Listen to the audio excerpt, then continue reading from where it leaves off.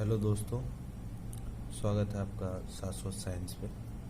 मैं प्रणव आज आपको फिर से केमिस्ट्री का कुछ इंट्रोडक्शन देना चाहता हूँ, क्योंकि लंबा हो जा रहा है काफ़ी और इंट्रोडक्शन की वीडियो इतनी लंबी नहीं होनी चाहिए। इसीलिए मैंने एक और टॉपिक पकड़ा है जो लड़के काफ़ी परेशान होते हैं उसको सॉल्व करने में, तो उसको थोड़ा सा आसान बना के उसको रिप्रेजेंट करेंगे, उसको एक्सप्लेन करेंगे, उसको आसान बना देंगे बिल्कुल, जिससे कि उसमें कोई फॉर्मूला और झाम नहीं लगाना पड़ेगा आपको। आप इंजॉय करेंगे उसको। तो चलिए शुरू करते हैं। आज का चूँकि केमिस्ट्री की हम बात करेंगे, केमिस्ट्री की बात करेंगे, तो केमिस्ट्री में एक टॉपिक है हाइब्रिडाइजेशन। आपने सुना होगा हाइब्रिडाइजेशन। तो इसको पढ़ने से पहले मैं एक छोटा सा इंट्रोडक्शन दूंगा एक एटम के बारे में। मेरी शुरुआत हमेशा फंडामेंटल स्ट्रक्चर से होती है। कभी भी मैं अपनी शुरुआत फंडामेंटल स्ट्रक्चर से ही करता हूँ। कभी भी शुरुआत करेंगे तो फंडामेंटल स्ट्रक्चर से। तो एक एटम के पास अपने इलेक्ट्रॉन प्रोटॉन होते हैं, ये हम सभी जानते हैं कि एक एटम के पास अपने इलेक्ट्रॉन एक प्रोटॉन होते हैं, ठीक है। तो एटम्स को डिफाइन करने के लिए हम पहले उसके ऑर्बिट्स की उसका ऑर्बिट का एक्सप्लेनेशन देंगे, कि मतलब हम समझेंगे कि उसका ऑर्बिटल हमें क्या बताता है, ठीक है। मतलब जो इलेक्ट्रॉन, एटम्स के पास इलेक्ट्रॉन, प्रोटॉन, न्यूट्रॉन जो भी होते हैं, तो उसके ऑर्बिट्स में ऑर्बिटल में होते हैं, ठीक है। तो हम इस ऑर्बिटल के बारे में समझेंगे। तो आप ध्यान से समझिए कि मैं कहना क्या चाहता हूँ। इस ऑर्बिटल्स को केमिस्ट्री में रिप्रेजेंट किया जाता है क्वांटम नंबर से। क्वांटम नंबर देखिए, आप परेशान ना होइए, ये सब मैं अपनी रेगुलर क्लास में समझाऊंगा कि क्वांटम नंबर क्या होता है। आज तो बस एक छोटा सा इंट्रो है।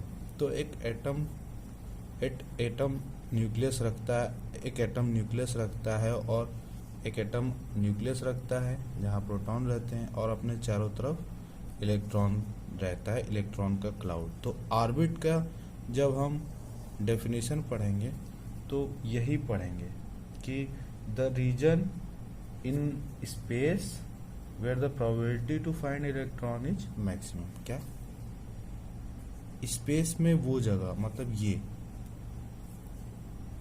तो क्या इसको बोलेंगे कि the region in space where probability to find electron is maximum. तो region in space where probability of electron to find electron is maximum। अच्छा, और ये इलेक्ट्रॉन कहाँ रहेगा? उस ऑर्बिट में, और उस ऑर्बिटल की पूरी जानकारी हमको कौन देता है? क्वांटम नंबर, ठीक है। वो क्वांटम नंबर बताता है कि उस ऑर्बिटल का शेप कैसा है, साइज कैसा है, उसका ओरिएंटेशन कैसा है। तो इसको हम थोड़ा एक ट्रिक से पढ़ेंगे, उसके शेप, साइज और ओरिएंटेशन के बारे में। देखिए, क्वांटम नंबर को हम n से रिप्रेजेंट करेंगे याद करने के लिए, क्योंकि साइज से रिप्रेजेंट किया जाता है। चलिए साइज से रिप्रेजेंट करते हैं। उसमें n, l और m क्वांटम नंबर आता है। n को बोलते हैं प्रिंसिपल क्वांटम नंबर,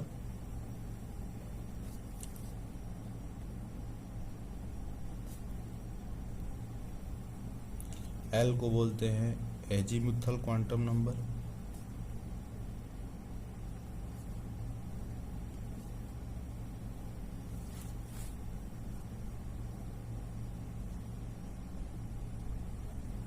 और m को बोलते हैं मैग्नेटिक क्वांटम नंबर।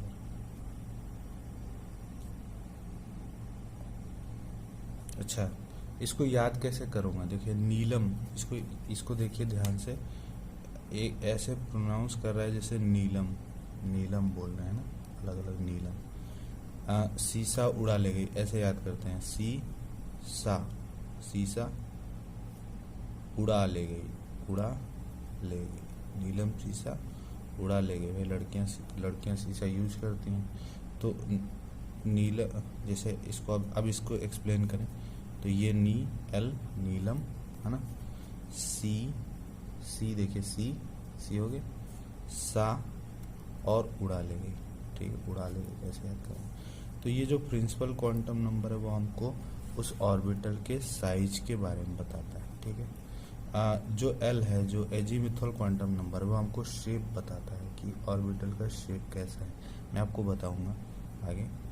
और जो एम है वो हमको ओरिएंटेशन बताता है ऑर्बिटल के बारे में। ठीक है, क्या बताता है, ओरिएंटेशन। तो हमको कैसे याद करना है, नीलम शीशा उड़ा लेगी, यानी प्रिंसिपल क्वांटम नंबर हमें क्या बोलेगा, साइज एक्सप्लेन करेगा। एजीमुथल क्वांटम नंबर क्या एक्सप्लेन करेगा, शेप बताएगा। और मैग्नेटिक क्वांटम नंबर क्या बताएगा, ओरिएंटेशन बताएगा। ठीक है, तो अच्छा, तो हम चलते हैं अब इसको अच्छे से समझते हैं कि हम अभी तक जो पढ़े हैं उसके बारे में मैं कहना क्या चाहता हूँ। ठीक है, तो आप देखिए, समझिए इस बात को। तो जब मैंने बोला ना principal quantum number, principal quantum number है ना, तो एक्चुअली में ये प्रिंसिपल क्वांटम नंबर ना क्या बताता है, शेल के बारे में। अच्छा, यहाँ पे थोड़ा कंफ्यूजन होगा, तो अभी उस कंफ्यूजन को मैं दूर करूँगा। एजीमुथल, अच्छा, और ये साइज को रिप्रेजेंट करता है, तो उस इलेक्ट्रॉन क्लाउड के साइज को रिप्रेजेंट करता है ये प्रिंसिपल क्वांटम नंबर। इसको हम समझेंगे बहुत अच्छे से। एजीमुथल क्वांटम नंबर हमको नंबर रिप्रेजेंट करता है किसको, सब सेल को।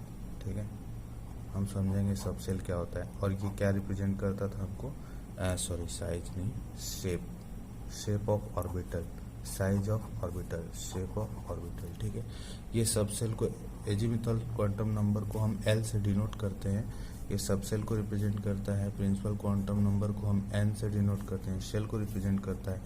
और मैं बता रहा हूँ क्वांटम नंबर उस ऑर्बिट को बताता है where, region in space where probability to find electron is maximum. ठीक है, और लास्ट आता है मैग्नेटिक क्वांटम नंबर, है ना, मैग्नेटिक क्वांटम नंबर। थोड़ा सा मेरा अलग अंदाज है, मैं चाहता हूँ कि लड़के पहले ये समझें कि हम पढ़ने क्या वाले हैं। मैग्नेटिक क्वांटम नंबर को एम से रिप्रेजेंट करते हैं, ये एक्चुअल में ऑर्बिटल्स के बारे में बताता है जिधर इलेक्ट्रॉन रहते हैं। अच्छा, और ये क्या बताता है, ओरिएंटेशन ऑफ ऑर्बिटल्स बताता है। ठीक है, तो हम देखें, प्रिंसिपल क्वांटम नंबर शेल के बारे में बता रहा है, azimuthal quantum number subshell के बारे में, और मैग्नेटिक ऑर्बिटल्स के बारे में। ये एक्चुअली में पता है इसको याद कैसे करते हैं, एटम है ना, एक एटम वह सिटी है, एक एटम वह सिटी है जिसका, एटम वह सिटी है। अब एटम में इलेक्ट्रॉन रहते हैं ना, तो अब ऑर्बिट के बारे में पढ़ेंगे। तो एटम एक सिटी है, सिटी में हमको एरिया के बारे में पहले पता होना चाहिए। अगर हमको कहीं घर जाना है तो वो एरिया उस एटम का, मतलब क्या मैं बोला, region in space where probability to find electron is maximum. ठीक है, तो इलेक्ट्रॉन कहाँ होगा, उसका एरिया। जैसे मान लीजिए इलेक्ट्रॉन है, ठीक है, हमको कोई पूछे कि एक एटम में इलेक्ट्रॉन कहाँ है, तो मैं बोलूँगा भैया एटम तो एक सिटी हो गया। मान लीजिए ये एटम है, इसका प्रोटॉन है, और ये पूरी सिटी है, और यह मान लीजिए एक और, ये पूरा सिटी है। ठीक है, और इलेक्ट्रॉन अलग अलग ऑर्बिट में घूमते हैं, तो पर्टिकुलर ऑर्बिट के इलेक्ट्रॉन के बारे में पूछ रहा है। मान लो इसके ऑर्बिट के इलेक्ट्रॉन के बारे में पूछ रहा है कि इसमें इलेक्ट्रॉन कहाँ है, बताओ। चलो तो हम कहेंगे कि भाई यहाँ पे तो इस सिटी में तो कई एरिया हैं, तो पर्टिकुलर एरिया के बारे में पूछ रहा है, तो इस एरिया को ही हम प्रिंसिपल क्वांटम नंबर क्या बोलते हैं, एन से रिप्रेजेंट करते हैं, जिसे बोलते हैं शेल। ठीक है, अब इस एरिया का कोई लेन होगा, है ना, इस एरिया का कोई लेन होगा कि नहीं होगा, बताओ। तो उस एरिया के लेन को कैसे रिप्रेजेंट करेंगे, उस एरिया के लेन को, तो सेल के अंदर सब सेल होगा, है ना, सब सेल होगा। सेल के अंदर देखिए, सिटी एटम हो गया।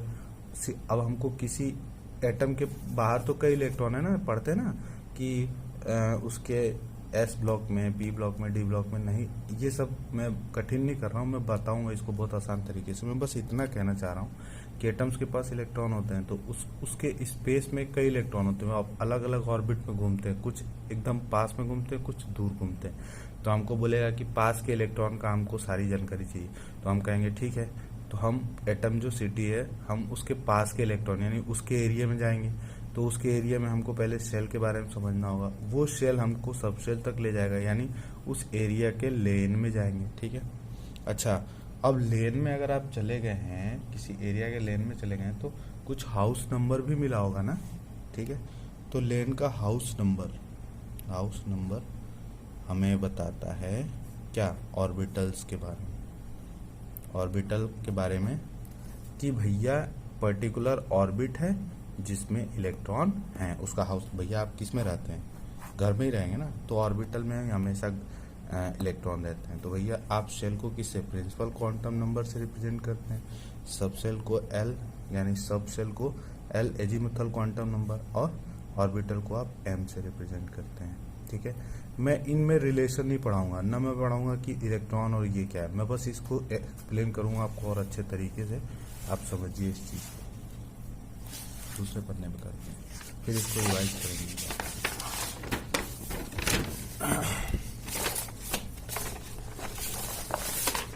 बहुत अच्छे से समझिए। देखिए, तो हमने जो एन सबशेल है उसके बारे में हम आगे पढ़ेंगे। ठीक है, देखिए मैं आपको बताता हूँ। मान लीजिए ये एक एटम है और इसके अपने अपने इलेक्ट्रॉन हैं, और पर्टिकुलर एरिया में आपको चले गए आप, मैं पूछ रहा हूँ पर्टिकुलर एरिया के इलेक्ट्रॉन के बारे में बताना है। तो इसके शेल में हमको शेल के बारे में यानी एन के बारे में जानकारी होनी चाहिए। तो इसको शेल को रिप्रेजेंट करते हैं के, यानी एन इक्वल टू 1 रहा होगा, एल यानी एन इक्वल टू 2 रहा होगा, एम यानी एन इक्वल टू 3 होगा, के एल एम एन जितना भी जाएंगे एन इक्वल टू 4। यानी देखिए पहला सबसेल, दूसरा सबसेल, तीसरा, मतलब पहला सेल, दूसरा सेल, तीसरा सेल, ये इसका एरिया है। तो इसको के एल एम एन से रिप्रेजेंट करते हैं। हमको किसी भी एटम यानी सिटी के एरिया के बारे में शेल यानी प्रिंसिपल क्वांटम नंबर बताता है। ठीक, अच्छा मान लो हमने एक पकड़ लिया। ठीक, तो चलो ठीक है, पहले हम अब सबसेल के बारे में पढ़ेंगे, क्योंकि हर एरिया में एक लेन होगी। ठीक है, सबसेल के बारे में, तो इसको हम रिप्रेजेंट करते हैं एल से। तो सुनो, जो एल है ना, एक्चुअली में ये एन के, मान लो किसी सेल के ही पार्ट में अगर एन से डिनोट करें तो ये 0 to n-1 तक एग्जिस्ट करता है, 0 to n-1 तक, किसके, एल एन के रिस्पेक्ट में। तो अब मान लो n इक्वल टू 1 है, यानी आप किस एरिया में हैं, सेल के वाले एरिया में है, यानी फर्स्ट ऑर्बिट में है, सेकंड में नहीं, फर्स्ट ऑर्बिट में। अब इसके बारे में हमको शेल के बारे में बताना है, तो के हम जानते हैं एन इक्वल टू 1 होगा। ठीक है, 1 होगा तो हम एल को कैसे रिप्रेजेंट करेंगे, 0 तो वही रहेगा, और यहाँ पे 1 - 1 यानी ये कट गया, 0 हो गया, यानी ये भी कोई लेन होगी। तो इस लेन को हम रिप्रेजेंट कैसे करते हैं, जैसे एल इक्वल टू 0 है, एल इक्वल टू 1 है, एल इक्वल टू 2 है, एल इक्वल टू 3 है, एल इक्वल टू 4 है, बढ़ता ही जाएगा। तो 0 के लिए हम एस ऑर्बिट पढ़ते हैं, यहाँ पढ़े होंगे ना, एस ऑर्बिट। एल के लिए हम पी पढ़ते हैं, P subshell, S subshell, P subshell, D subshell, है ना। 3 के लिए F subshell, S P D F. 4 के लिए जी चले जाएंगे, जी सबसेल। आप जी के बारे में नहीं पढ़ेंगे। अच्छा, अब देखिए, तो मैं बोला था कि हमको जो शेल है, ये शेल बताता है क्वांटम, मतलब कौन से ऑर्बिट में इलेक्ट्रॉन है, ये साइज बताता है। देखिए ये एटम का प्रोटॉन है और ये इलेक्ट्रॉन इसमें है, तो ये साइज बता रहा है ना, ये R1 उसका रेडियस, ये दूसरे का R2 और ये तीसरे का R3, उसका एटॉमिक साइज बता रहा है। ठीक, एल जो है, अब एल जिसको S P D F subshell बोलते हैं, तो ये शेप बताता है ना, शेप बताता है। तो शेप कैसे याद करेंगे, एस को स्फेरिकल बोलते हैं, स्फेरिकल शेप का होता है। ठीक है, पी को ये पी आपका ऐसे देखिए स्फेरिकल शेप का होता है, पी आपका देखिए ऐसे होता है, डम्बल शेप, बच्चे डम्बल करते हैं, डम्बल शेप। भावनाओं पे जाइए, स्पेलिंग पे मत जाइए, ठीक है। डी को डबल डंबल शेप बोलते हैं, ऐसे करके स्ट्रक्चर होता है, ऐसे करके डबल डंबल शेप क्या बोलते हैं, डबल डंबल शेप। और ये भी होता है, ये थोड़ा सा डिस्ट्रैक्टेड होता है, एफ ब्लॉक का ऐसे करके, ऐसे करके होता है, ठीक है। वो नहीं, सॉरी, इसके साइड में होता है। तो मैं ये बताना नहीं चाहता हूँ, बस ये बताना चाह रहा था कि शेप को रिप्रेजेंट करता है कैसे, ये मैं बताना नहीं चाह रहा था क्योंकि टफ हो जाएगा। मैं इसको बहुत अच्छे तरीके से समझाऊंगा, ये नहीं पढ़ना है। यहाँ तक डबल डंबल शेप तक याद कर लो, डंबल शेप और डबल डंबल शेप आपका तो कोई पूछता भी नहीं, ठीक है। तो मैं क्या बोला कि एटम है, तो हमको किसी ने कहा कि भैया एटम का फर्स्ट ऑर्बिट का इलेक्ट्रॉन के बताओ, यानी हमको एन हमको फर्स्ट बोल दिया, यानी उसका एन जो है शेल है, यानी शेल क्या है, उसका एरिया है। एरिया के हमको लेन जानना पड़ेगा। तो अगर एन इक्वल टू एरिया दिया हुआ है 1, तो उसकी लेन कैसे खोजेंगे। लेन के लिए एल एन पे डिपेंड करता है, एन की वैल्यू 0 to n-1 होती है। तो अगर एन इक्वल टू 1, अच्छा इसका एक और एग्जाम्पल के साथ हम समझते हैं अच्छे से। मान लो एन इक्वल टू 2 दिया होता है, ठीक है, तो हमको एल निकालना है। तो एल की वैल्यू 0 to n-1 तक होगी एन के लिए, ठीक है। ये क्या है, ये एरिया है, हमको लेन में जाना है, ठीक है। एल से क्या है, लेन में जाना है, ठीक है, लेन में खोजना है हमको, ठीक है। n-1, तो भैया 0 तो 0 रहेगा, n माइनस यानी 2 - 1 कितना आ गया, 1। तो हमारे पास 2 ऑर्बिट हुए, 2 सबसेल हुआ। कौन, एस से क्या बोलेंगे, एस सबसेल, और 1 से क्या बोलेंगे, पी सबसेल।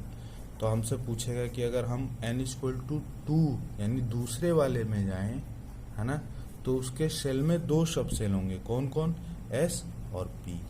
ध्यान देने वाली बात है, ये जो भी नंबर आएगा उतने सब सेल होंगे। मान लो n इक्वल टू 3 आया, आप निकाल के देखना, तो इसमें 3 सब सेल होंगे, 3 सब सेल होंगे। मैं निकाल के दिखा रहा हूँ आपको, देखिए n इक्वल टू 3, तो इसकी l की वैल्यू कहाँ तक एग्जिस्ट करेगी, 0 to n-1 तक, ठीक है।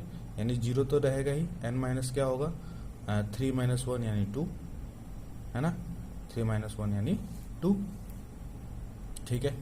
तो 0 1 है, दीजिए ध्यान दीजिए, 0 1 है, उसके बाद 1 आएगा, उसके बाद 2 आएगा ना, डायरेक्ट थोड़ी 2 आ जाएगा, उसके पहले 1 आया होगा।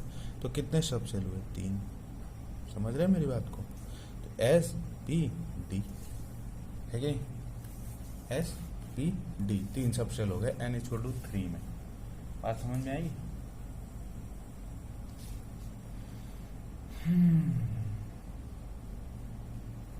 ठीक है, 0 to n-1 यानी 0 to n-1 यानी 0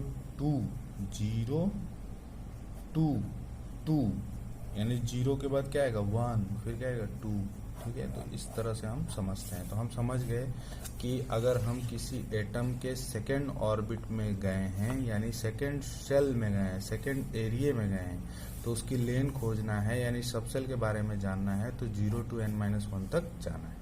और सबसेल मैंने बता दिया आपको, एस पी डी एफ, और मैंने बताया, ठीक। अच्छा, मैं इसको क्यों समझा रहा हूँ आपको आगे बताऊंगा। अच्छा, मैग्नेटिक क्वांटम नंबर अब हमको क्या बताएगा, ये देखिए, मैग्नेटिक क्वांटम नंबर के बारे में पढ़ते हैं।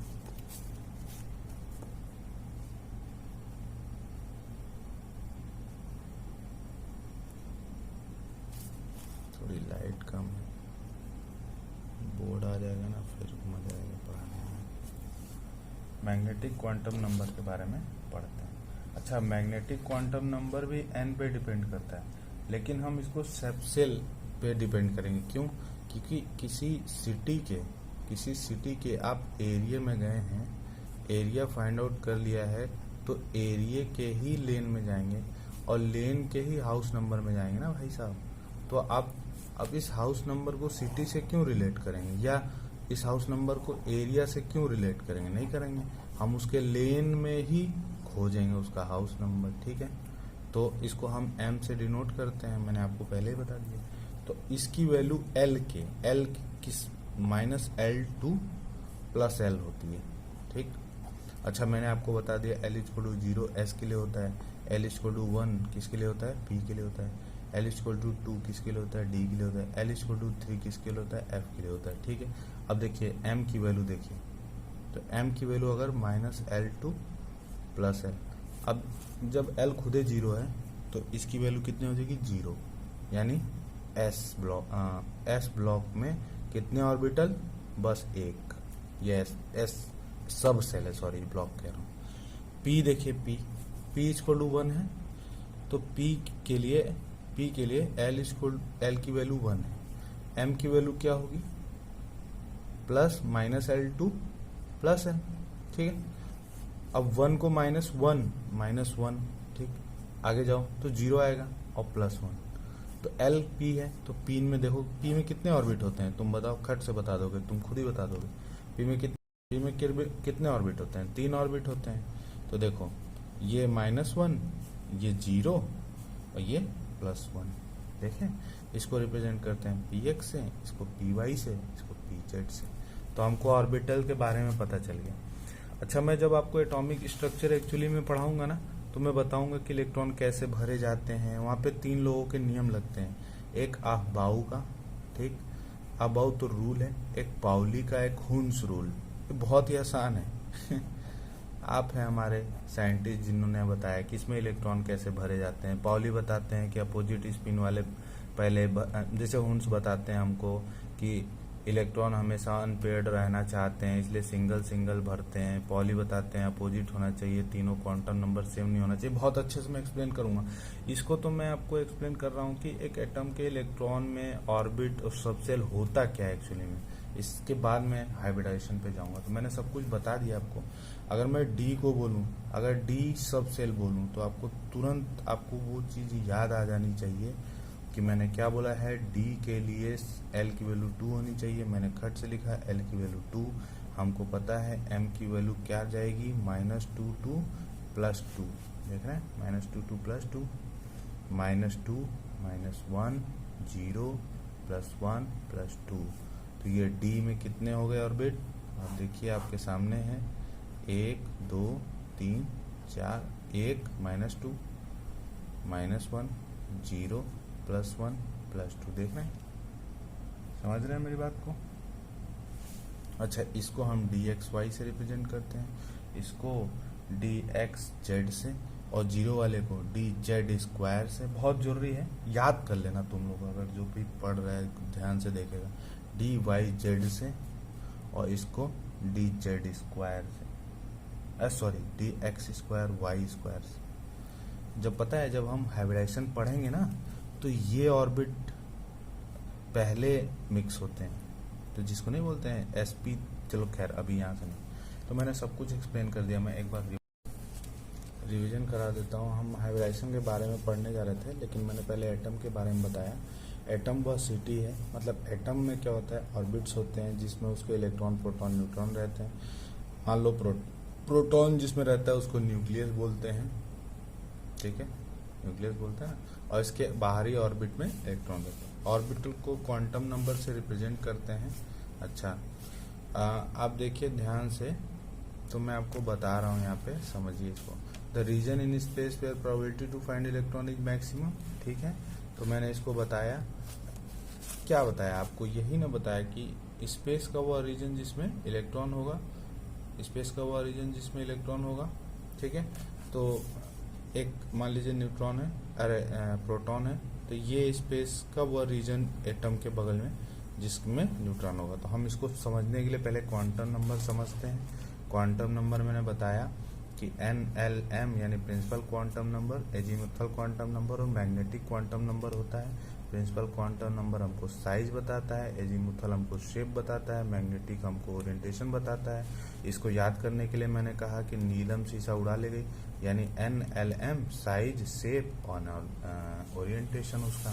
फिर मैंने इसको बहुत अच्छे से एक्सप्लेन किया कि प्रिंसिपल क्वांटम नंबर हमको शेल के बारे में बताता है, साइज ऑर्बिट की बताता ही है। देखिए, अगर ये प्रोटॉन है और ये पहली सबसेल, अरे सॉरी सेल, दूसरी सेल, तीसरी सेल, तो ये साइज ही तो है, एटॉमिक साइज ही तो है, R1 R2 और ये R3, ये साइज ही तो है, तो साइज बताया। अब बोलेगा कि हमको पहले सेल के सबसेल में जाओ, तो हम पहले सेल के सबसेल में जाएंगे तो उसके शेप के बारे में, यानी L = 0 आगे बताऊंगा।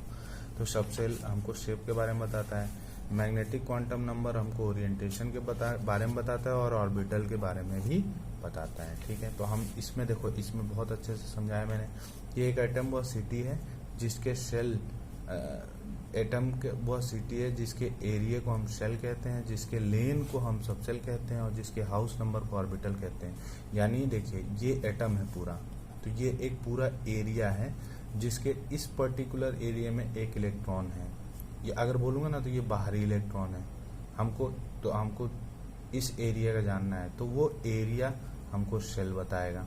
ठीक है, अब इसके शेल के अंदर कोई लेन होगी, है ना, वो सबसेल बताएगी। और इसी शेल के अंदर, ये वाली शेल के अंदर हाउस नंबर होगा जिसमें हम लोग रहते हैं, यानी इलेक्ट्रॉन रहते हैं। ठीक है, बहुत अच्छे से इसको ध्यान से पहुंच करके समझिए। अच्छा, फिर मैंने आपको अच्छे से इसको एक्सप्लेन किया कि कैसे कैसे होता है। तो मैंने बताया कि अगर हम शेल के बारे में देखें तो जो फर्स्ट ऑर्बिट होती है उसको हम n = फर्स्ट ऑर्बिट, तो k से रिप्रेजेंट करते हैं, n = 2l से, n = 3m से, n = 4n से।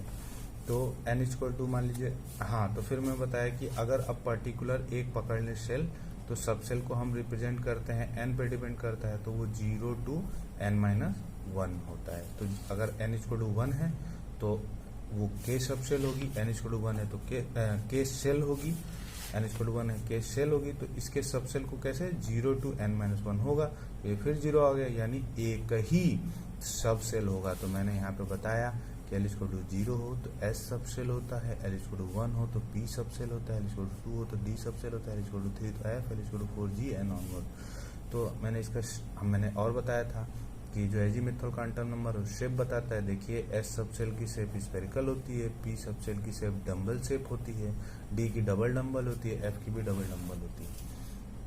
और इसमें मैंने आपको फिर से 2 एग्जाम्पल एक्सप्लेन किए कि अगर n = 2 है, यानी n को जानते हैं हम 0 to n-1 पे होता है, यानी यहाँ आया 0 और 1, तो 0 to 1 के बीच में कोई और नंबर तो आता नहीं, यानी 2 सबसेल है, यानी s और p, समझ गए, s और p जो नंबर होता है वही नहीं सबसेल होते हैं। मैंने ये बोला कि अगर 3 है तो 3 सबसेल होंगे, कैसे, l = 0 to n-1, 0 to 2, यानी 0 1 2, 0 के लिए s सबसेल, 1 के लिए p सबसेल और 2 के लिए d सबसेल। ठीक है, मैंने आपको बताया। फिर मैं आपको बताया कि मैग्नेटिक, हम सिटी के एरिया में पहुंच गए हैं, लेन में चले गए हैं, अब हमको हाउस नंबर में जाना है, तो इसी लेन के में खोजेंगे ना हाउस नंबर, तो इस मैग्नेटिक क्वांटम नंबर हमको हाउस नंबर बताता है, तो हम उसके लेन में खोजेंगे, उसके लेन में खोजेंगे ना, तो उसके लेन में खोजेंगे तो कैसे डिपेंड करता है भैया उस लेन के, -l to +l। तो मान लीजिए हमको कुछ मिल गया, l = 0 मिल गया, तो उसके लिए हमको -l to +l जाना चाहिए। तो 0 के लिए माइनस भी 0 होगा, प्लस भी 0 होगा, यानी एक ही ऑर्बिट होती है s में। p में कितनी ऑर्बिट होती है, p के लिए हम जान, इसको रटना पड़ेगा आपको। p के लिए कौन सी क्वांटम नंबर 1, और मैग्नेटिक क्वांटम नंबर l पे कैसे डिपेंड करती है, -l to +l। अब 1 है यानी -1, बीच में क्या आएगा 0 +1, तो p सबसेल में कितनी ऑर्बिट हो गई, 1 2 3, जिसको px py pz से रिप्रेजेंट करते हैं। पता है, जब मैं आपको 3 लॉ पढ़ाऊंगा ना, रुकिए अभी नहीं, और फिर l = 2 में अगर हम देखें तो m उसको -2 +2 होगा, और l = 2 के लिए d सबसेल आता है, तो d में कितना हुआ, -2 + 1, -2 -1 0 +1 +2, तो इसको हम रिप्रेजेंट करते हैं dxy dxz dz2 dyz dx2, ये ऑर्बिटल्स हैं। ठीक है, अच्छा, अभी मैंने यहाँ पे जो बताना चाह रहा था मैं उसको बताता हूँ आपको, कि मैं जो आपको इनऑर्गेनिक में जो हम पढ़ाएंगे आपको, वो कितना इम्पोर्टेंट है आपके लिए। देखिए क्या मैं बताने वाला था, तो जब मैं आपको पढ़ाऊंगा ना, कुछ रूल्स होते हैं याद करने के लिए, जैसे वैलेंस बॉन्ड थ्योरी, ये मैं आपको पढ़ाऊंगा, तो वहाँ पे भी ऑर्बिटल्स की चर्चा होगी, तो आपको समझ में आ गई। मॉलिकुलर ऑर्बिटल थ्योरी, इसमें भी ऑर्बिटल्स कंबाइंड होते हैं, वहाँ पे भी ऑर्बिटल। फिर मैं पढ़ाऊंगा VSPER VSPER, तो जो हाइब्रिडेशन आता है ना उसी का एक पार्ट है, यानी वीबीटी का एक पार्ट है ये। तो ये जितने भी लॉ हैं जो केमिस्ट्री के बहुत जरूरी हैं, जो पीछे मैंने एक्सप्लेन किया उसी पे डिपेंड करते हैं। तो अब मैं हाइब्रिडेशन पढ़ता हूँ, हाइब्रिडेशन आपको शुरू करता हूँ। इतने बेसिक नॉलेज के बाद हाइब्रिडेशन चालू करते हैं, ठीक है। तो अब सुनिए, हाइब्रिडेशन में क्या होता है, मिक्सिंग ऑफ ऑर्बिटल होता है। क्या होता है, mixing of orbitals. Mixing of orbital, वो ऑर्बिटल क्या हो सकते हैं, वैकेंट हो सकते हैं, ठीक है, हाफ फील्ड हो सकते हैं, हाफ फील्ड मतलब एक ही इलेक्ट्रॉन हो, और या फुल फील्ड हो सकते हैं, कोई भी हो सकते हैं। ऑर्बिटल्स का हमारा मिक्सिंग करना है, यानी एक ऑर्बिटल है, मान लो एक ऑर्बिटल है ये, तो इसकी मिक्सिंग करनी है किसी और ऑर्बिटल से। इन दोनों को जोड़ के एक नया हाइब्रिड ऑर्बिटल बनता है, इन दोनों को जोड़ के एक नया हाइब्रिड ऑर्बिटल बनता है, जिसको हम हाइब्रिडेशन से रिप्रेजेंट करते हैं, इस हाइब्रिड ऑर्बिटल को, ठीक है। तो मान लो ये एस ऑर्बिट था, ये एस ऑर्बिट था, तो ये एस जानते हैं, तो उसका शेप क्या होता है, तो ये नया जो हाइब्रिड बना, तो इसको बोलेंगे हाइब्रिडाइजेशन से रिप्रेजेंट करेंगे, एस एस हाइब्रिडाइजेशन, ठीक है, ओवरलैपिंग से बनता है, ठीक। तो हाइब्रिडाइजेशन में क्या होता है, मिक्सिंग ऑफ ऑर्बिटल्स। किस किस ऑर्बिटल्स का मिक्सिंग हो सकता है, वैकेंट का हो सकता है, हाफ फील्ड का हो सकता है, फुल फील्ड का हो सकता है। तो मैं आपको एक एग्जांपल के साथ एक्सप्लेन करता हूँ, फिर हम इसमें फर्दर डिटेलिंग में जाएंगे। तो मान लो कार्बन के साथ हाइड्रोजन है CH4, मेथेन गैस का नाम सभी सुने होंगे, जब मैं बायोलॉजी का इंट्रो दे रहा था तो बताया था फर्स्ट ऑर्गेनिक कंपाउंड 4। तो मैं आपको पीरियोडिक टेबल भी बताना पड़ेगा, लेकिन मैं एक्सपेक्ट कर रहा हूँ कि आपको पीरियोडिक टेबल आती होगी। तो जो कार्बन है ना, जब हम इसकी इलेक्ट्रॉनिक कन्फिग्रेशन करेंगे तो ये सेकेंड पीरियड का मेटल है, नॉन मेटल है, तो इसका होगा NH2 सेकेंड 2s यानी 2p। तो 2s में 2 इलेक्ट्रॉन हो गए, 2s2, और 2p में बोरॉन के बाद कार्बन आता है यानी 2, है ना। तो अब देखिए s में 2 इलेक्ट्रॉन इसके पास हैं, और p के ऑर्बिटल में हम आपको बताए थे कि 3 होती है, 1 भरा 2 भरा। इसका नियम बताऊंगा, मैं आपको बताया कि अबाउ, पाउली और हुंस के बेसिस पे होता है। इसको मैं जब डिटेल में पढ़ाऊंगा, अभी तो इंट्रो है छोटा सा, तो डिटेल में पढ़ाऊंगा तो बहुत अच्छे से एक्सप्लेन करूंगा। आप इसको वीडियो को देखिएगा, बोर मत होइएगा। अगर ये आप सीख गए तो आपको केमिस्ट्री एकदम आसान हो जाएगी। अच्छा, इसको बोलते हैं ग्राउंड स्टेट, ठीक है। तो हम इसको एक्साइटेड कर दें तो एक इलेक्ट्रॉन इधर मूव कर जाएगा, एक्साइटेड स्टेट में ही बॉन्डिंग होती है। तो ये देखिए आपका हो गया 1 2 3। तो अब देखिए कार्बन 4 के साथ बनाया है, 4 वैलेंसी होती है एक्साइटेड स्टेट में। तो अब देखिए हाइड्रोजन तो के पास भैया एक ही इलेक्ट्रॉन होता है हाइड्रोजन के पास, ठीक है, यानी s ऑर्बिटल। तो इसके साथ उसका s ऑर्बिटल कंबाइंड होगा, हाइड्रोजन का एक ही इलेक्ट्रॉन होता है, इसके साथ भी एक ऑर्बिटल कंबाइंड होगा, इसके साथ भी एक ऑर्बिटल हाइड्रोजन का कंबाइंड होगा, इसके साथ भी एक ऑर्बिटल हाइड्रोजन का कंबाइंड होगा। तो ये सारे कंबाइंड होके एक s ऑर्बिटल कंबाइंड हुआ तो s, और p के 3 ऑर्बिटल कंबाइंड हुए तो sp3। नाम तो सुना ही होगा, हाँ। तो इसी तरह ऑर्बिटल्स के कॉम्बिनेशन से हाइब्रिडाइजेशन को रिप्रेजेंट किया जाता है। अब मैं इसको बताता हूँ छोटे से शब्दों में। तो कौन कौन से भैया हम पढ़ते हैं, sp हाइब्रिडाइजेशन, ठीक है, हाइब्रिडाइजेशन। तो मैंने आपको बताया ऑर्बिट, तो कौन कौन से भैया कितने ऑर्बिट इसमें मिक्स हो रहे हैं, 2, ठीक है। sp2, ये देखिए sp2 यानी s एक ऑर्बिटल और p के 2 ऑर्बिटल, तो कितने ऑर्बिटल मिक्स हो रहे हैं, 3 ऑर्बिटल मिक्स हो रहे हैं, ठीक है, sp2 हाइब्रिडेशन। फिर sp3 कितने ऑर्बिटल मिक्स हो रहे हैं, p के 3 और 1 का वो 4 ऑर्बिटल।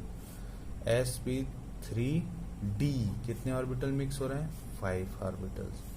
sp3d2 कितने ऑर्बिटल मिक्स हो रहे हैं, 6 ऑर्बिटल। sp3d3 कितने ऑर्बिटल्स मिक्स हो रहे हैं, 7 ऑर्बिटल। अच्छा, d का जो यहाँ पहला मिक्स होता है ना, वो dz स्क्वायर ऑर्बिटल मिक्स होता है। d का यहाँ जो 2 हो गए 2 ऑर्बिटल, वो dz स्क्वायर होगा और dx स्क्वायर y स्क्वायर होगा। इसको मैं जब डिटेल में आपको पढ़ाऊंगा ना तब पढ़ाऊंगा। इसमें देखिए d के 3 हो गए, वो होंगे पहले dz square, x square, y square, फिर dxz। तो कोई फायदा नहीं है इसको पढ़ने से, ये मैं आपको बाद में पढ़ाऊंगा। जरूरी ये है कि आप ये देखें कि sp ऑर्बिटल में कितने ऑर्बिटल मिक्स हुए, 2, इसमें 3, इसमें 4 ऑर्बिटल मिक्स होंगे। sp3d में 5 ऑर्बिटल और ऐसे ऐसे। अब इसमें हम इसका नाम, इसमें एंगल पढ़ेंगे, है ना, और इसका शेप पढ़ेंगे, ज्योमेट्री जो बेसिक है, जो मैं आपको बताऊंगा बहुत अच्छे से। चलिए बढ़ते हैं, आगे बढ़ते हैं। तो sp, ठीक है, कॉम्बिनेशन होगा। देखिए एक छोटा सा स्ट्रक्चर बनाता हूँ, ये होगा sp, सीधी सीधी लाइन में एक्सियल ओवरलैपिंग होगा। जब बैलेंस बॉन्ड थ्योरी पढ़ाऊंगा ना तो मैं बताऊंगा एक्सियल ओवरलैपिंग होगा। तो ये लीनियर शेप का ओवरलैपिंग होता है। तो इसमें एंगल कितना होता है, 180 डिग्री। तो sp हाइब्रिडाइजेशन इसको बोलते हैं। क्या बोलते हैं, sp हाइब्रिडाइजेशन। और ये क्या शेप देता है, लीनियर। अच्छा, लीनियर कौन सा शेप देता है, ये याद करना है। ये आपकी ज्योमेट्रिकल शेप होती है, ज्योमेट्रिकल शेप। ये थोड़ा सा बोरिंग होगा चैप्टर, क्यों, क्योंकि बेसिक इंट्रो है ना, इस वजह से। लेकिन फिर मैं इसको आसान भी करूंगा आपको लास्ट में जब एग्जांपल्स कराऊंगा। ज्योमेट्रिकल शेप किस पे डिपेंड करता है, बॉन्ड पेयर पे और लोन पेयर पे, दोनों। बॉन्ड पेयर और लोन पेयर दोनों जोड़ रही है इसके लिए। इसको कोई मतलब नहीं है कि लोन पेयर रिपल्सन हो रहा है, क्या हो रहा है, दुनियादारी से नहीं मतलब है। और valence shell electron pair repulsion theory इसी लोन पेयर के रिपल्सन पे डिपेंड करता है। लेकिन मैं इसको अभी नहीं पढ़ाऊंगा क्योंकि हाइब्रिडाइजेशन का इंट्रो बहुत लॉन्ग हो जाएगा ऐसे तो। अच्छा, sp2, चलिए तो देखिए क्या था, 2 थे यहाँ पे, यहाँ 3 ऑर्बिट आ गए, तो ये शेप होती है ना। समझ रहे हैं आप मेरी बात को। देखिए पहले 1 था तो सीधा सीधा, अब 2 3 आ गए, है ना, तो कौन सा, ऐसे आ गए। तो अब इसमें एंगल कितना होगा, आप देखिए 120 डिग्री। अच्छा, इसकी ज्योमेट्रिकल शेप क्या होगी, ट्राइगोनल प्लेनर। याद करना है इसको भाई साहब, ठीक है। अच्छा, sp3 कितने ऑर्बिटल मिक्स हुए, ऊपर आपने पढ़ा। एक ऐसे देखिए सिंगल, फिर ऐसे आएंगे, एक एक्स्ट्रा आया, फिर ऐसे आ गए, इसको ट्राइगोनल प्लेनर बना दिए। एक बीच में से आता है यहाँ पे, तो इसको बोलते हैं टेट्राहेड्रल। इसको आप कॉपी पे लिख के याद करिएगा। तो sp था तो क्या होगा, लीनियर। sp2 तो ट्राइगोनल प्लेनर, इसकी ज्योमेट्रिकल शेप है। sp3 तो टेट्राहेड्रल शेप। अच्छा, एंगल कितना होता है सभी के बीच में, तो वो होता है 109। एंगल होता है 109 डिग्री 28 मिनट। अच्छा, अब इसमें अगर लोन पेयर किसी में आए आगे एग्जांपल में, तो कहीं पे भी रख सकते हैं। तो इन तीनों ऑर्बिट में लोन पेयर का कोई झंझट नहीं। अगर लोन पेयर आता है, if lone pair are there, तो पुट एनीवेयर, कोई फर्क नहीं पड़ता, पुट एनीवेयर, ठीक है, पुट एनीवेयर। चलो आगे चलते हैं। फिर हमारे पास आता है क्या, sp3d3 sp क्या क्या करके आता है ना। तो क्या आता है, sp3d कितने ऑर्बिटल मैंने बता चुका है। तो इसका क्या होता है, शेप tsp, अरे सॉरी, ट्राइगोनल बाइपिरामिडल। देखिए कैसे, ये मैंने पढ़ा था, ठीक है। अब ये मॉडिफाइड हुआ, एवोल्यूशन हुआ इसका, इसको काट दीजिए। एवोल्यूशन कैसे हुआ, ट्राइगोनल बाइपिरामिडल कैसे पढ़ेंगे, ऐसे। तो इन पोजीशन को बोलते, इस पोजीशन को बोलते हैं इक्वेटोरियल पोजीशन। ये जो मैंने ए बी और सी से रिप्रेजेंट किया है, ए बी सी, तो इसको बोलते हैं इक्वेटोरियल पोजीशन। ठीक है, ठीक है, ठीक। और इस ये 1-2 से जो रिप्रेजेंट किया मैंने, इसको बोलते हैं 1-2 से, इसको बोलते हैं एक्सियल पोजीशन। ठीक है, अगर आपको आता है तो इसको तेज करके देखिए। क्या इसका शेप बोला था मैंने, ट्राइगोनल। ये देखिए ट्राइगोनल है। और तो हम दोस्तों कहाँ थे, ट्राइगोनल बाइपिरामिडल, ट्राई और ये बाइपिरामिडल। तो क्या बोले, ट्राइगोनल बाइपिरामिडल। पिरामिडल, इसका एक जगह लिखेंगे अभी ट्राइगोनल बाइपिरामिडल। अच्छा, अब sp3d2 आया, ठीक है, तो इसका क्या शेप होगा, इसको बोलेंगे स्क्वायर बाइपिरामिडल। कैसे याद करेंगे, देखिए ये था ना 1 2 3, एक एक्स्ट्रा आ गया, तो ठीक है, एक ये एक्सियल पोजीशन और ये एक्स्ट्रा सिंपल है, इसको जोड़ दीजिए ऐसे, तो ये इक्वेटोरियल पोजीशन हो गई, ABCD, ABCD और 1 2, तो ABCD क्या है भैया, इक्वेटोरियल पोजीशन, ठीक, और 1 2 क्या है, एक्सियल पोजीशन। अच्छा, अब दोनों में आपको एक ट्रिक याद कराऊंगा, वो आपको याद करना है। तो दोनों में जब भी लोन पेयर आएगा, व्हेन लोन पेयर अराइव्ड, ठीक है, तो याद करना है सती से करके, है ना, सती। तो S क्या है, स्क्वायर बाइपिरामिडल, इसमें जो लोन पेयर जाएगा वो एक्सियल पोजीशन पे जाएगा, ठीक है, और जो ट्राइगोनल बाइपिरामिडल है उसका जो लोन पेयर जाएगा वो इक्वेटोरियल पोजीशन पे जाएगा। और लोन पेयर का बहुत महत्व है, क्यों, क्योंकि वो रिपेल करते हैं, लोन पेयर रिपेल्सन से शेप थोड़ी सी चेंज होती है, वो मैं आपको बताऊंगा। तो ये सब चीजें हो गई। अब मैं थोड़ा सा एंगल बता दूं इन दोनों में, क्योंकि अभी तक वहां तक एंगल हुआ था। तो sp3d में जो है एंगल इक्वेटोरियल, और उसके बीच में क्या होता है, इक्वेटोरियल के बीच में देखिए दिख भी रहा है, ये 120 डिग्री होता है, और ये जो है 90 डिग्री में होता है, ठीक है, एक्सियल और इक्वेटोरियल के बीच में, इनके बीच में हर एंगल ही 90 डिग्री होता है, समझ रहे, ऑल एंगल 90 डिग्री, सब 90 डिग्री होते हैं, तो ऑल एंगल 90 डिग्री, ठीक। तो हम क्या क्या पढ़े, देखिए आगे यहाँ पर जगह बताता हूँ। तो हम पढ़े SP, SP2, SP3, है ना, उसके बाद SP3D, SP3D2 और SP3D3 नहीं पढ़ा हूँ। SP3D को पेंटागोनल बाइपिरामिडल इसका स्ट्रक्चर होता है, वो पढ़ना जरूरी नहीं है, लेकिन मैं फिर भी लिख देता हूँ, पेंटागोनल बाइपिरामिडल, क्योंकि जब मैं इसको पूरे चैप्टर को एक्सप्लेन करूँगा ना, तब इसको अच्छे से स्पेस करूँगा। ये क्या है भैया, स्क्वायर बाइपिरामिडल,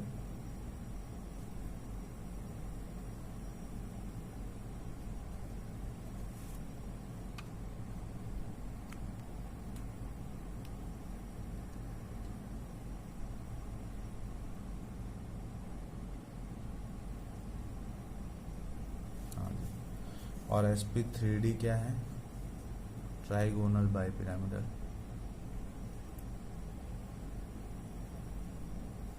इसको आप लोग सभी एक जगह लिखिएगा। sp क्या था, लीनियर था। अच्छा, sp2 क्या था बताइए, ट्राइगोनल प्लेनर। और sp3 टेट्राहेड्रल। सबका angle linear 180 degree, trigonal planar 120 degree, tetrahedral 109 degree 28 minute याद करना है। ट्राइगोनल बाइपिरामिडल में दो एंगल था, 120 डिग्री 90 डिग्री, इसमें ऑल एंगल क्या बोलते हैं 90 डिग्री, और इसमें एंगल 72 डिग्री समथिंग होता है और 90 डिग्री, वो मैं आपको बाद में बताऊंगा। तो इतनी चीज़ें आपको याद करनी है। मैं जूम कर देता हूँ थोड़ा सा, जिससे आपको साफ साफ दिखे, ठीक है। और इसमें मैं पहले ही बता चुका हूँ कि कितने ऑर्बिट कंबाइंड होंगे, और ये सारी आपकी ज्योमेट्रिकल शेप है। क्या है, ज्योमेट्रिकल शेप। वेस्पर थ्योरी नहीं पढ़ा रहा हूँ क्योंकि वो डायरेक्ट में पढ़ाऊंगा, इंट्रो में नहीं। ज्योमेट्रिकल शेप है, इसको किसी से लोन पेयर से लेना देना नहीं है। मैं बताऊंगा जब इसकी स्टेरिक नंबर निकालते हैं, जब आपको मेन बताऊंगा तो आप लोग भगा के भी देख सकते हैं, ऐसी कोई बात नहीं है, ठीक है। चलिए अब मेन बताता हूँ। तो भैया हमको क्या बोलूँ, प्रिडिक्शन ऑफ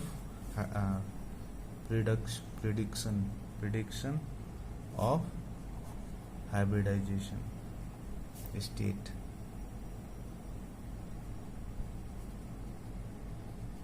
क्या है, हमको पहले स्टेरिक नंबर निकालना पड़ेगा जिससे हम निकाल लेंगे। तो ये कैसे निकालते हैं, number of sigma bond plus number of lone pair, ठीक है ना। तो हम बताए थे कि जो जियोमेट्रिकल शेप होता है ना, नंबर ऑफ सिग्मा एक्चुअली में हमको बॉन्ड पेयर बताता है। क्या बताता है, बॉन्ड पेयर, या आप ऐसे समझ लीजिए सिग्मा बताता है नंबर ऑफ टर्मिनल एटम,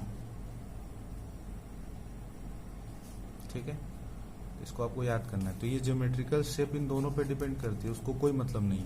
अच्छा, जब हम इसकी एक्चुअली में इसका जब मॉलिक्यूलर शेप देखते हैं तब इसका फर्क पड़ता है। जब हम उसके क्या बोलते हैं, ज्योमेट्रिकल शेप नहीं, उसका जब हम मॉलिक्यूलर शेप देखते हैं तब उसके लोन पेयर का अट्रैक्शन रिपल्सन की वजह से उसका शेप बदलता है। तो अभी पहले मैं ये बताऊंगा, नहीं दोनों बता देता हूँ। ज्योमेट्रिकल शेप आपका bond pair plus lone pair दोनों पे डिपेंड करता है, उसको लोन पेयर से कोई मतलब नहीं है। लेकिन जब हम शेप निकालते हैं, जैसे क्वेश्चन में आपको पूछेगा ना, ज्योमेट्रिकल नहीं देगा, पूछेगा मॉलिक्यूलर शेप बताइए, तब आपको दोनों ऐड करना पड़ेगा, क्योंकि तब आपकी गलती आ सकती है, गलती हो सकता है क्वेश्चन। तो उसके लिए एक ट्रिक है, उसको भी आप याद कर लीजिए, ठीक है। वो ट्रिक याद करवा देता हूँ मैं, जिससे कि आसान हो जाएगा, आपका आंसर निकालने लगेगा। तो बहुत अच्छा ट्रिक है, मैं आपको याद करवा देता हूँ। एक मिनट, देखिए, क्या हम sp3d2 तक पढ़े थे, ठीक है। ट्रिक याद कराता हूँ, देखिए sp3d2 से शुरू करना है। अच्छा, यहाँ पे मॉलिक्यूलर शेप के लिए जा रहे हैं, ठीक है, शेप के लिए जा रहे हैं हम। यहाँ ज्योमेट्रिकल शेप के लिए जा रहे थे। मॉलिक्यूलर शेप में हमको लोन पेयर को हटा देना है। तो मैं जब बोला था ना लोन पेयर को पोजीशन देना है, तो जब हम लोन पेयर को पोजीशन देंगे तो वो एरिया हट जाएगा, वो उसके रिपल्सन से जो भी क्या बोलते हैं कंप्रेस होगा या एक्सटेंड होगा, तो वो एरिया हट जाएगा। तो ये सिर्फ बॉन्ड पेयर पे डिपेंड करता है, आपको इसमें से लोन पेयर हटाना है। उसको कैसे हटाना है वो सब बात की बात है, इंट्रो में उतना नहीं। तो मान लो अगर sp3d2 हाइब्रिडाइजेशन हो रहा है और एक लोन पेयर प्रेजेंट है या दो लोन पेयर प्रेजेंट है, ठीक है, तब कौन सा शेप आएगा वो मैं बताऊंगा। और फिर sp3d है, तो मान sp3d में 3 लोन पेयर आ सकते हैं, तो एक लोन पेयर, दो लोन पेयर, 3 लोन। sp3 है तो इसमें एक लोन पेयर आ सकता है, दो लोन पेयर आ सकते हैं। sp2 है तो इसमें भी sp2 में कितना, एक ही लोन पेयर आ सकता है। तो इसमें तो हम लोन पेयर को कहीं भी भेज सकते हैं, लोन पेयर कहीं भी रह सकता है, किसी भी पोजीशन पे, एनीवेयर। और इसमें इन दोनों में मैं आपको बताया हूँ कि सती का एग्जांपल दिया है कि लोन पेयर को कहाँ पोजीशन करेंगे, ये भी क्वेश्चन आ सकता है। तो हमको इसमें ट्रिक क्या याद करना है, देखिए sp3d2 से चालू करना है। सबसे प्यारी जब एक लोन पेयर हो, सबसे पहले जब दो लोन पेयर। अच्छा, sp3d2 का मैंने आपको बताया था ज्योमेट्रिकल शेप क्या होता है, ट्राइगोनल बाइपिरामिडल। तो जब पूछेगा कि ज्योमेट्रिकल शेप बताइए तो आपको कुछ भी नहीं देखना, स्टेरिक नंबर मैं आपको बताऊंगा। ये स्टेरिक नंबर उसके नंबर ऑफ ऑर्बिटल्स के मिक्सिंग का ही है। जैसे sp में अगर 2 ऑर्बिटल है तो 2 जब आएगा तो स्टेरिक नंबर उसका 2 है। sp2 में 3 है, sp4 में 4 है, स्टेरिक नंबर 4 तो हाइब्रिडाइजेशन ये।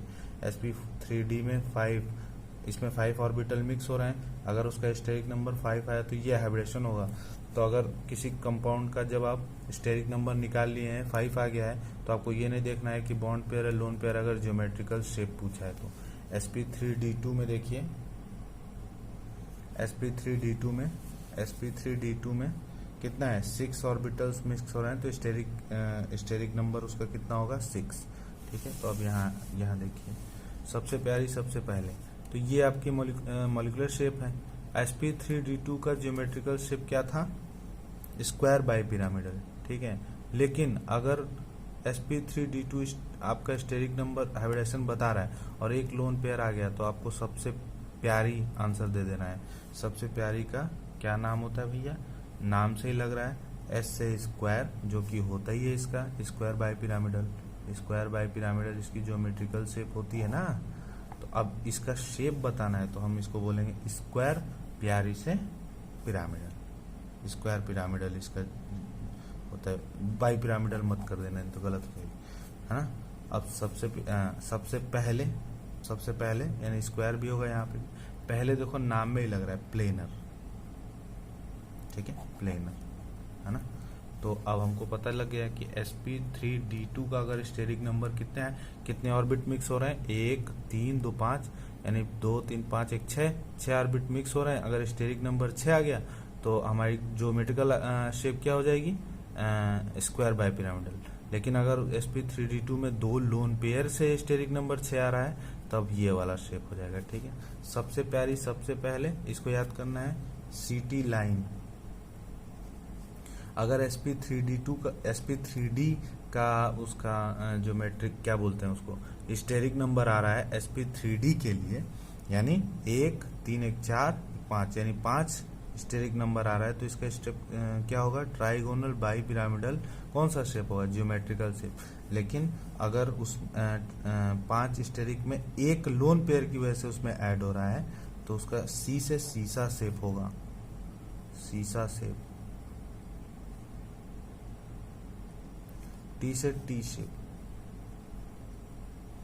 और एल से लीनियर 3 अगर होगा तो अब देखिए अगर हम 5 स्टेरिक 1 लोन पेयर भी उसमें ऐड है तो सीसा शेप हो जाएगा, अगर 2 लोन पेयर ऐड है तो टी शेप हो जाएगा, और अगर 3 लोन पेयर है trigonal bi pyramidal geometric shape में तो उसकी जो मॉलिक्यूलर शेप होगी आफ्टर रिपल्सन, जो मैं आपको पढ़ाऊंगा वेस्पर थ्योरी में, वो क्या हो जाएगी, लीनियर, ठीक है, ठीक है। अच्छा, तो हमको याद करना है सबसे प्यारी सबसे पहले CT लाइन, CT लाइन सबसे प्यारी सबसे पहले CT लाइन प्यारी बीवी, देखिए इसमें होगा प्यारी बीवी, बेंट और वी शेप या पिरामिडल। तो अगर sp3 का आप जानते हैं ज्योमेट्रिकल शेप क्या होता है, sp3 का ज्योमेट्रिकल शेप क्या होता है भाई, टेट्राहेड्रल। लेकिन अगर एक लोन पेयर आ गया तो उसका शेप क्या हो जाएगा, पिरामिडल। तो मैं यहाँ लिख देता हूँ क्या हो जाएगा, पिरामिडल, क्या हो जाएगा, पिरामिडल, पिरामिडल शेप, ठीक है।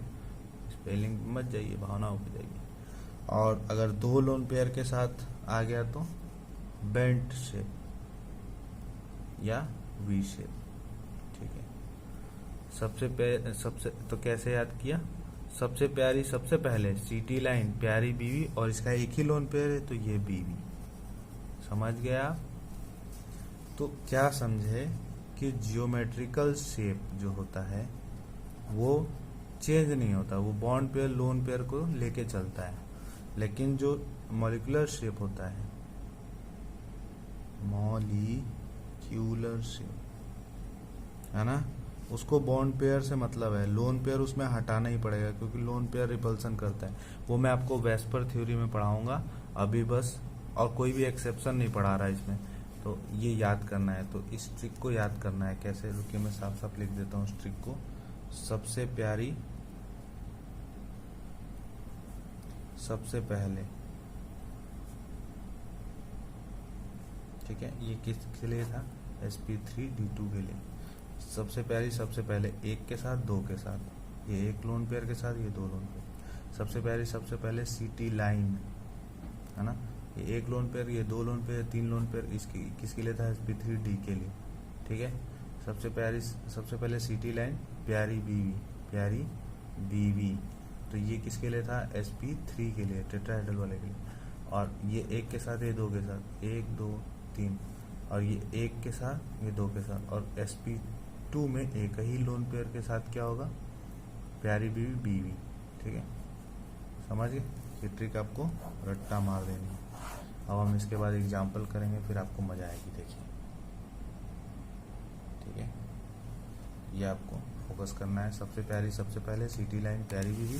फिर आपको ये भी याद करना है कि मिक्सिंग ऑफ ऑर्बिटल और क्या होते हैं ऑर्बिटल, मैंने बता दिया, सबसेल बता दिया, सब कुछ बता दिया, P बता दिया क्या होता है। कोई भी लापरवाही नहीं चलेगी, आपको याद करना है पूरी अच्छी तरीके से। अब मैं एग्जाम्पल कराऊंगा, आप देखिए आपकी केमिस्ट्री कितनी आसान हो जाएगी। एग्जाम्पल आप देखिए, थोड़ा सा पीरियोडिक टेबल का जानकारी होना चाहिए। अब एकदम नहीं आता होगा तो मैं उसको फिर जब पढ़ाऊंगा तब आएगा, ठीक है। थोड़ा सा तो जानकारी होना चाहिए। एग्जाम्पल कराता हूँ मैं, अच्छा एग्जाम्पल कराता हूँ, ठीक है। चलिए, तो मैं शुरू करता हूँ किससे, सबसे कठिन से चालू करते हैं, नहीं थोड़ा सा आसान से चालू करते हैं। अच्छा हाँ, एक चीज़ मैं कोवैलेंसी एक चीज़ होती है, जैसे आपको याद करना होगा, जैसे हाइड्राइड है, हाइड्राइड हेलोजन ग्रुप एक्स से रिप्रेजेंट करते हैं, उसमें FCl Br I ये सब आते हैं, तो इसकी कोवैलेंसी 1 होती है, ठीक है। Covalency combining capacity of any element बोलते हैं, क्या बोलते हैं, combining capacity with any, combining capacity of any element, of any element को क्या बोलते हैं, कोवैलेंसी, ठीक है। तो इसकी 1 होती है, हाइड्रोजन की भी 1 होती है, ठीक है। OH माइनस भी 1 से जुड़ता है, ठीक है। NH2 ग्रुप अमाइन ग्रुप भी 1 से जुड़ता है। CH3 alkyl group, alkyl group इसको बोलते हैं, वो भी कोवैलेंसी उसकी 1 होगी। अरे देखा होगा ना CH3OH, ठीक है। अच्छा ये याद करो चाहे ना करो उतना इम्पोर्टेंट नहीं। अच्छा या एक और चीज़ याद करनी है, SON, तो ये SO सल्फर और ऑक्सीजन की कोवैलेंसी 2 होती है, ये हमेशा डबल बॉन्ड बनाएंगे, ठीक है, डबल बॉन्ड। और नाइट्रोजन भाई साहब 3 बॉन्ड बनाते हैं, 3 बॉन्ड, कोवैलेंसी कितनी है 3। तो जैसे हम कोई भी पढ़ेंगे ना तो उसमें देखेंगे तो नाइट्रोजन आपस में, ऐसा नहीं कि किसी से भी घुसेड़ दिए, नाइट्रोजन आपस में कितने बॉन्ड बनाएगा 3, ऑक्सीजन 2, सल्फर 2 बॉन्ड, ठीक है। किसी से जुड़ेगा भी तो 2 बॉन्ड, है ना, आपस में भी नहीं, किसी और से भी। नाइट्रोजन अगर टर्मिनल एटम के रूप में है, अगर ये सब सारे टर्मिनल एटम के रूप में है तो किसी से किस बॉन्ड के रूप में जुड़ेंगे, तो एग्जाम्पल में आपको समझ में आ जाएगा। चलिए शुरू करते हैं अंताक्षरी लेके प्रभु का नाम। तो चूंकि सबसे पहले हाइड्राइड की कोवैलेंसी बनाई तो इसी का एग्जाम्पल लेते हैं आसान सा। चलिए पहला एग्जाम्पल है XCF6 लेते हैं, ठीक है। चलिए XCF6, अब देखिए XC कौन से ग्रुप नंबर का है, 8वें। अच्छा एक चीज मैंने बताया था स्टेरिक नंबर निकालना, स्टेरिक नंबर निकालते हैं पहले। Steric number of terminal atom कितने हैं, 6 टर्मिनल एटम लिख दिया मैंने पहले, उसमें कोई मतलब नहीं है, क्यों, क्योंकि सारे टर्मिनल एटम हाइड्राइड हैं, ये देखिए हाइड्राइड हैं, तो एक ही बॉन्ड बनाएगा तो डायरेक्ट एक बॉन्ड से जुड़ गया। अच्छा ये XC जो होता है ना वो 8th ग्रुप का है, ये थोड़ा सा मैं बताऊंगा तो आपको समझना पड़ेगा। तो ये 8 बॉन्ड बनाएगा, इसके पास 8 इलेक्ट्रॉन है, तो ये 8 इलेक्ट्रॉन शेयर करेगा।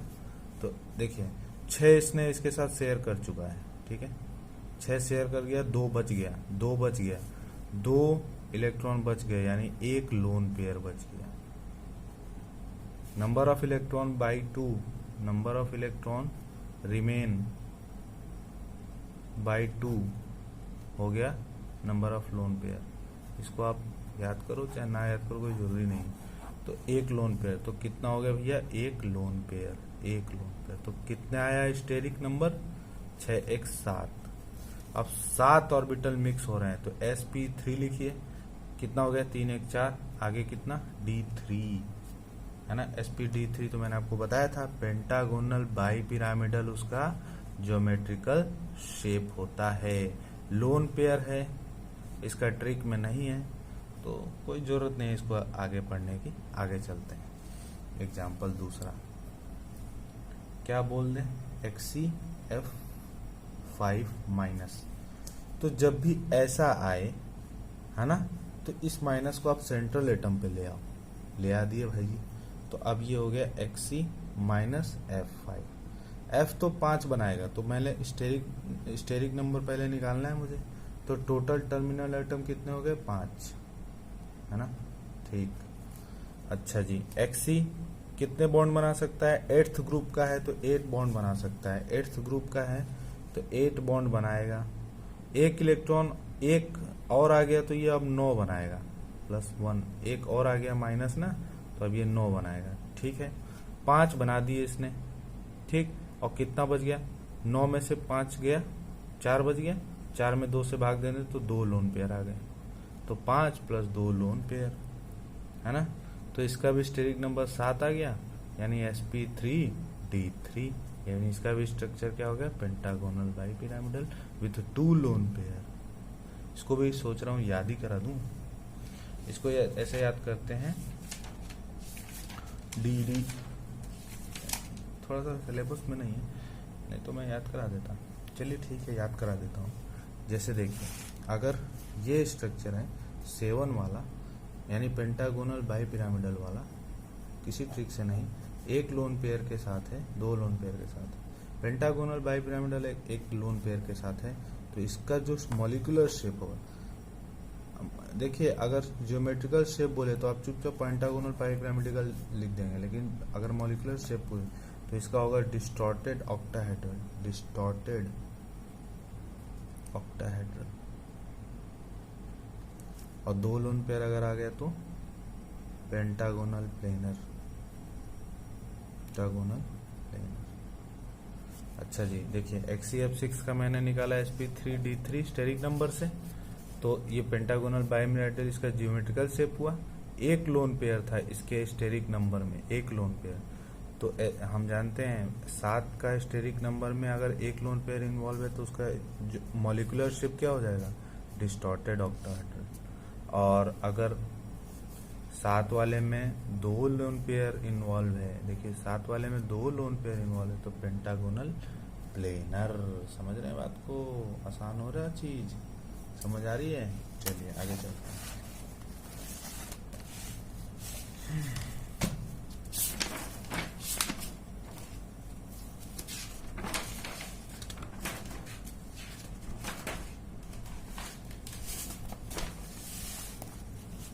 आगे चलते हैं और एग्जाम्पल के साथ,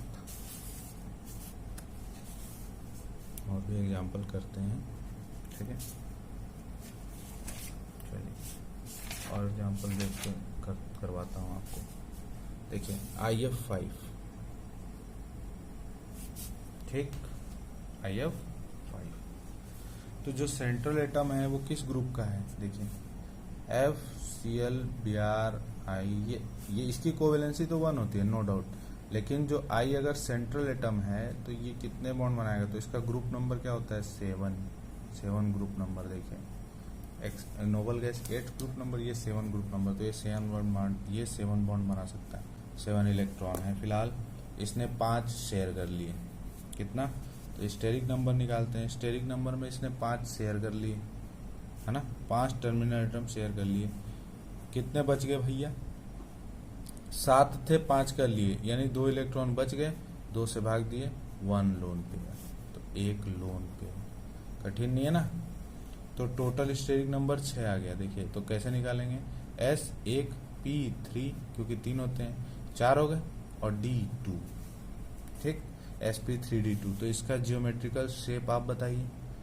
sp3d2 का जियोमेट्रिकल शेप होता है स्क्वायर बाइपिरामिडल। अब मैं इसका मॉलिक्यूलर शेप पूछूं तो आप क्या करेंगे सर? तो आप बोलेंगे सबसे प्यारी, सबसे पहले एक लोन पेयर के साथ सबसे प्यारी, है ना, स्क्वायर पिरामिडल। तो इसका मॉलिक्यूलर शेप क्या हो जाएगा? और 2 लोन पेयर के साथ क्या पढ़े थे? सबसे पहले, यानी स्क्वायर प्लेनर। एक लोन पेयर के साथ इसका स्टेरिक नंबर इन्वॉल्व है, तो ये हो जाएगा स्क्वायर पिरामिडल। ठीक है सर जी, समझ आ रही बात? चलिए दूसरा एग्जाम्पल करते हैं। Example number 4। क्या लूँ? XeF4 ले लेता हूँ। XeF4, ये देखिए इसकी कोवेलेंसी तो 1 होती है, Xe की 8 इलेक्ट्रॉन होते हैं, तो ये 8 इलेक्ट्रॉन शेयर कर सकता है। 4 इसने, चलिए स्टेरिक नंबर निकालिए, 4 टर्मिनल एटम, यानी 4 इसने शेयर कर दिए, 4 बॉन्ड बना लिया इससे। तो कितने इलेक्ट्रॉन बच गए? 4 इलेक्ट्रॉन बच गए, 2 से भाग दे दीजिए, लोन पेयर निकालने के लिए, तो 2 दूनी 4। वैसे भी देखिए एक लोन पेयर में 2 इलेक्ट्रॉन होते हैं, तो कितना बच गए, 2 लोन पेयर। तो इसमें जोड़ दीजिए, क्योंकि स्टेरिक नंबर मैं आपको पीछे बता चुका हूँ, number of terminal atom plus number of lone pair होता है। क्या होता है, number of terminal atom plus number of lone pair. तो 4 2 6, 6 स्टेरिक नंबर आ गया, यानी sp3 और d क्या बोलिए 2। परेशानी हो रही क्या? तो देखिए sp3d2, तो इसका ज्योमेट्रिकल शेप बताइए क्या होगा, अरे बताओ यार, स्क्वायर बाई पिरामिडल। आसान है। मॉलिक्यूलर शेप बताओ, ऊपर बता दिया है। अगर sp3d2 2 लोन पेयर के साथ है तो स्क्वायर प्लेनर। समझ में आ गई? यही बताना चाह रहा था। ये क्या है, फार्मूला नहीं लगाया जाता है, फार्मूला बच्चे लगाते हैं। बच्चे भी नहीं लगाते आजकल तो यार, बच्चे भी आजकल बहुत तेज हैं। अब आपको शानदार एग्जाम्पल कराता हूँ, XeO2F2, सबसे कठिन। मैंने आपको क्या बताया था पीछे, मैं बताया था कि सल्फर ऑक्सीजन की दो कोवेलेंसी है, नाइट्रोजन की 3 है, और हाइड्राइड यानी FClBr वगैरह की क्या है, 1 है। ठीक, तो ये तो 1 से जुड़ेगा। तो नंबर ऑफ टर्मिनल एटम देखते हैं, तो स्टेरिक नंबर निकाला, नंबर ऑफ टर्मिनल एटम 2 2 4, 4 हो गया 8 में से। तो 8 इलेक्ट्रॉन थे इसके पास, 4 तो टर्मिनल एटम ले गए। लेकिन अब ज्वाइनिंग देखेंगे, टर्मिनल एटम ज्वाइन कैसे हुए हैं, 2 ऑक्सीजन थी ना, 2 ऑक्सीजन, वो 2 बॉन्ड बना गई, तो वो 4 इलेक्ट्रॉन खा गई। तो ऑक्सीजन कितना खा गया इलेक्ट्रॉन, 4 इलेक्ट्रॉन इसका खा गया, बचा 2। ये इसने एक बॉन्ड एक इलेक्ट्रॉन लिया, 2 इलेक्ट्रॉन फ्लोरीन खा गया। ठीक है, क्योंकि 2 है, और एक ऑक्सीजन 2 बॉन्ड खाता है, तो 2 इलेक्ट्रॉन खाता है, तो 2 ऑक्सीजन कितना खाएंगे, 2 ऑक्सीजन कितना खाएंगे, 4 खाएंगे ना। समझो इस बात को। तो और F ने 2 इलेक्ट्रॉन खाए, तो 4 2 6, टोटल कितना खर्च हुआ टर्मिनल एटम से, 6 इलेक्ट्रॉन। बचे कितने, 2 इलेक्ट्रॉन, 2 से भाग दिया 1 लोन पेयर। तो भैया 4 टर्मिनल एटम 1 लोन पेयर। ठीक, 4 1 5, तो इसकी स्टेरिक नंबर कितना है, 5। अब बताइए sp3 4 हो गए, और d, तो इसका हमने शेप पढ़ा था, क्या पढ़ा था भैया, ज्योमेट्रिकल शेप आपने क्या पढ़ा था इसका, बताइए, ट्राइगोनल बाई पिरामिडल। लेकिन मॉलिक्यूलर शेप आप याद करेंगे क्योंकि लोन पेयर आ गया है। तो आपने पढ़ा था अगर sp3 है तो CT लाइन, एक लोन पेयर के साथ सीसा शेप। क्या पढ़े थे, सीसा शेप। कोई दिक्कत, कोई परेशानी नहीं। जब मैं आपको पढ़ाऊंगा इसको अच्छे से, तो उसमें आपको बताऊंगा कि कैसे लोन पेयर को प्लेस करते हैं, आपको स्ट्रक्चर बना के बताऊंगा। अभी तो बस आंसर निकालना है। अगला एग्जाम्पल करते हैं आपके लायक, जिसमें आपको मजा आए, है ना। आजकल क्वेश्चन कठिन हो तो अच्छा लगता है। कोई फॉर्मूला नहीं सर, कोई फॉर्मूला नहीं, फॉर्मूला लगाओगे पागल बन जाओगे। चलो I3 माइनस बहुत आता है ना। अच्छा देखो, एक सेंट्रल एटम होगा, है ना, और उसके बाद सारे टर्मिनल एटम होंगे, 2 हो गए। मैंने बोला था कि जब माइनस हो तो सेंट्रल पे ले आओ, ले आ दिए, ठीक है। सेंट्रल एटम कौन से ग्रुप का है, 7 ग्रुप का। मैं ग्रुप नंबर सब याद कराऊंगा। तो ये 7 इलेक्ट्रॉन इसके पास है, एक एक्स्ट्रा आ गया तो 8 इलेक्ट्रॉन हो गए। हमें पता था कि I2 जो है बॉन्ड एक बना सकता है, चलो बाद में करेंगे। स्टेरिक नंबर निकालो पहले। नंबर ऑफ टर्मिनल एटम 2 चुपचाप लिख दिए। 2 टर्मिनल एटम जो आयोडीन है, एक टर्मिनल एटम 1 इलेक्ट्रॉन खाएगा, तो 2 टर्मिनल एटम कितना इलेक्ट्रॉन खा सकते हैं, 2 इलेक्ट्रॉन अधिक से अधिक। और इस समय ऑक्सीजन के पास कितने इलेक्ट्रॉन है, 8, तो 8 में से 2 गए 6, तो 6 को भाग दीजिए, 2 3 6, 3 लोन पेयर। तो इसके स्टेरिक नंबर में 3 लोन पेयर इन्वॉल्व हुआ, 3 2 5 कितना हुआ, sp3d, है ना।